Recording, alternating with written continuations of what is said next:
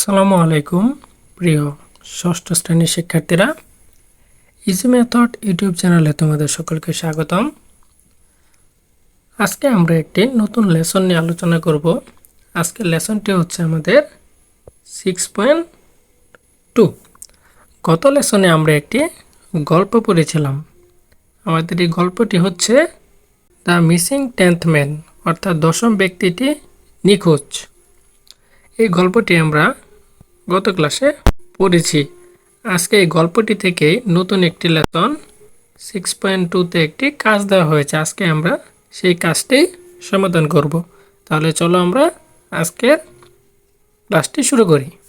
Lesson 6.2তে বলা হয়েছে, in pairs or groups discuss the uses of capital letters in the box below. Below অর্থ হচ্ছে নিচে, অর্থাৎ নিচের ছকটি হতে আমাদের ক্যাপিটাল লেটার, আমরা কোন জায়গায় ক্যাপিটাল লেটার অর্থাৎ বড় হাতের অক্ষর কোন জায়গায় কিভাবে ব্যবহার করতে পারি সেটা নিয়েই আলোচনা করা হয়েছে।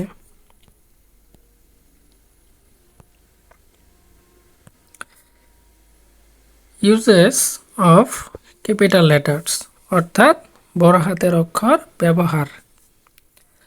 দেখো এখানে প্রথম সেন্টেন্সটিতে বলা হয়েছে the first letter in sentence, অর্থাৎ ক্যাপিটাল লেটার কোন জায়গায় ব্যবহার হয়, the first letter in a sentence, বাক্যর প্রথম অক্ষরের ক্ষেত্রে।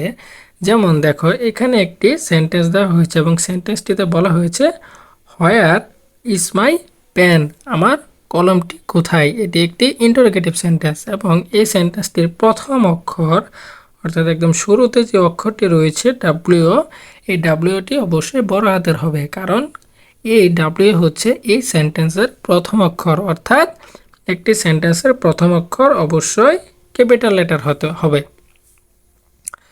তারপরে এখানে বলা হয়েছে the first letter of direct quotes. Quotes মানে কি, দেখো এখানে এই যে আমরা এরকম একটি চিহ্ন সম্পর্কে আমরা অলরেডি ধারণা লাভ করেছি, এটাকে বলা হয় কোটেশন মার্ক। অর্থাৎ এই কোটেশন মার্কের ভিতরে যে সেন্টেন্সটা থাকে এবং ওই সেন্টেন্সের প্রথম অক্ষর যেটা থাকবে সেটা অবশ্যই বড় হাতের লেটার হবে, ক্যাপিটাল লেটার হবে। তাহলে দেখো এখানে সেন্টেন্সে বলা হয়েছে টাইম ইজ মানি, সময় হচ্ছে টাকা।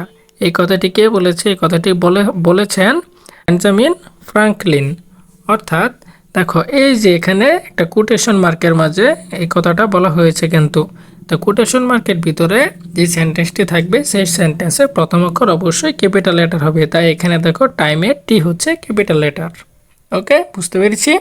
ঠিক আছে, তারপরে সেন্টেন্সটি দেখি আমরা যে এখানে কি বলেছে, the first letter of the name of people. People মানে কি? মানুষ, অর্থাৎ মানুষের নামের প্রথম অক্ষর, প্লেস স্থান, অ্যান্ড থিংস। থিংস মানে হচ্ছে বস্তু, অর্থাৎ কোনো মানুষের নামের প্রথম অক্ষর, প্লেসের জায়গার নামের প্রথম অক্ষর এবং কোনো বস্তুর নামের প্রথম অক্ষর অবশ্যই ক্যাপিটাল লেটার হবে। তাহলে দেখো এখানে সেন্টেন্সে বলা হয়েছে Runu is going to visit her friend Tania in Rajshahi. অর্থাৎ Runu is going to visit her friend, Runu তার বন্ধুকে ফ্রেন্ড তানিয়া, অর্থাৎ রুনু তার বান্ধবী তানিয়াকে দেখতে গিয়েছিল। কোথায় দেখতে গিয়েছিল? রাজশাহীতে দেখতে গিয়েছিল। ওকে, তাহলে এখানে দেখো এই যে রুনু হচ্ছে একজন মানুষের নাম, তাহলে মানুষের নামের আগের প্রথম অক্ষর অবশ্যই ক্যাপিটাল লেটার হবে, তাই আর এখানে ক্যাপিটাল লেটার, তানিয়ার টি ক্যাপিটাল লেটার এবং রাজশাহীকে একটা জায়গার নাম, একটি প্লেস, তাই রাজশাহীর যে প্রথম অক্ষরটি হবে সেটি হবে ক্যাপিটাল লেটার। তারপরে আই অ্যাজ এ প্রনাউন, অর্থাৎ প্রনাউন কাকে বলে আমরা ইতিমধ্যে জেনেছি, নামের পরিবর্তে যেটা ব্যবহৃত হয় তাকেই বলা হয় কি? প্রনাউন। তাহলে এখানে নামের পরিবর্তে কি ব্যবহৃত হয়েছে? যেমন আই লাইক মিউজিক, আমি গান পছন্দ করি। তাহলে এখানে আই কি আমার পরিবর্তে ব্যবহৃত হয়েছে না, আই দ্বারা কাকে বোঝানো হচ্ছে? আমাকে বোঝানো হয়েছে। তাই আই এখানে কি? প্রনাউন, এবং প্রনাউনের প্রথম অক্ষর অবশ্যই ক্যাপিটাল লেটার হবে। ওকে, তারপরের সেন্টেন্স,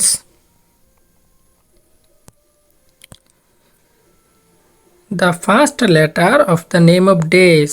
ডেজ মানে কি? দিন, মান্থ মাস, অ্যান্ড হলিডেজ, হলিডে মানে হচ্ছে ছুটির দিন, অর্থাৎ দিনের, মাসের এবং হলিডে ছুটির দিনগুলো যে রয়েছে সেগুলোর প্রথম অক্ষর অবশ্যই ক্যাপিটাল লেটার হবে। তাহলে এখানে সেন্টেন্সে বলা হয়েছে 26 March is our independence day, অর্থাৎ 26শে মার্চ হচ্ছে আমাদের স্বাধীনতা দিবস। তাহলে এই দেখো মার্চ, মার্চ কি একটি মাসের নাম, তাহলে মাসের নামের প্রথম অক্ষর অবশ্যই কী হবে ক্যাপিটাল লেটার। ইন্ডিপেন্ডেন্স, দেখো ইন্ডিপেন্ডেন্স অর্থ কি স্বাধীনতা, তাহলে ইন্ডিপেন্ডেন্স এটাও তো একটা দিন, এবং এই দিন কিন্তু আমাদের স্কুল কলেজ সব কিছুই কিন্তু বন্ধ থাকে, এই দিন থাকে সরকারি বন্ধ। তাহলে এটা আমরা দুইভাবে চিন্তা করতে পারি, এক এটা হলিডে ছুটির দিন এবং এটাও একটি দিনের নাম। তাহলে এখানে অবশ্যই প্রথম অক্ষর ক্যাপিটাল লেটার হবে, এবং ডে অর্থ তো এটা আমরা জানি দিন, তাহলে দিনের নামের প্রথম অক্ষর অবশ্যই ক্যাপিটাল লেটার হবে। আশা করি এই জিনিসটি বুঝতে পেরেছো। এবং পরবর্তীতে আরও একটি সেন্টেন্স দেওয়া হয়েছে, এখানে বলা হয়েছে the first letter of the titles of people. Titles মানে হচ্ছে উপাধি বা শিরোনাম, অর্থাৎ কারো নামের উপাধির প্রথম অক্ষর অবশ্যই কি হবে ক্যাপিটাল লেটার হবে। যেমন doctor Sarwar is my uncle, doctor Sarwar হচ্ছে আমার চাচা। তাহলে আমরা একটা জিনিস জানি কিন্তু যারা ডক্টর তাদের নামের শুরুতে কিন্তু ডক্টর উপাধিটা থাকে, আর টাইটেল অর্থই হচ্ছে উপাধি। তাহলে সারোয়ার আঙ্কেল যে রয়েছে তিনি যেহেতু ডাক্তার, তার নামের উপাধি অবশ্যই ডক্টরেট উপাধি। তাহলে এই ডক্টরেট উপাধির ডি অবশ্যই এর জন্য কী হবে বড় হাতের লেটার হবে। তাহলে আমরা আশা করি আজকে ক্লাসটি খুব ভালোভাবে বুঝতে পেরেছি, এবং কোন জায়গায় কোন লেটারটি কীভাবে বসাতে হয়, অর্থাৎ সেটা ক্যাপিটাল লেটার হবে নাকি স্মল লেটার হবে সেটাও আমরা আশা করি বুঝতে পেরেছি। আশা করি ক্যাপিটাল লেটার ইউজের ক্ষেত্রে তোমাদের আর কোনো সমস্যা হবে না। তাহলে আজকে ক্লাসটি এই পর্যন্তই, সবাই ভালো থেকো, সুস্থ থাকো। আসসালামু আলাইকুম।